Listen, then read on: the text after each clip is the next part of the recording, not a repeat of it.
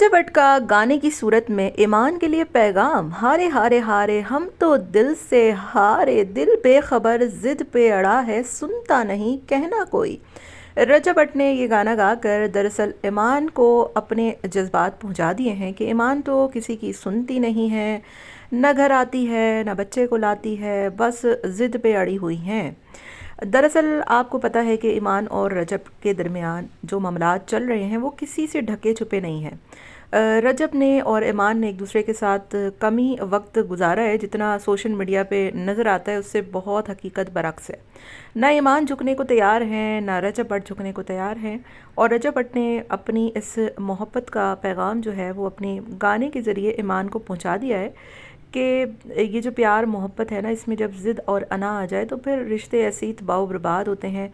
हम सबको पता है कि ईमान को जो है वो बारहा बार माजी ने भी पैगाम पहुँचाया कि आप आ जाएं घर, छोड़ दें अना। हो सकता है अब तक तो सब कुछ सेटल भी हो गया होता।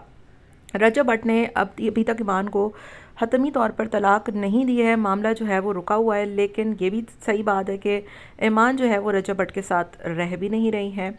तो इसी तमाम सिनेरियो को रखते हुए रजब ने जो गाना गाया है, लोगों ने कहा कैसा लगता है कि रजब को ईमान की याद आ रही है और अब फाइनली वो अपने गानों के ज़रिए ईमान को ये पैगाम पहुंचा रहे हैं।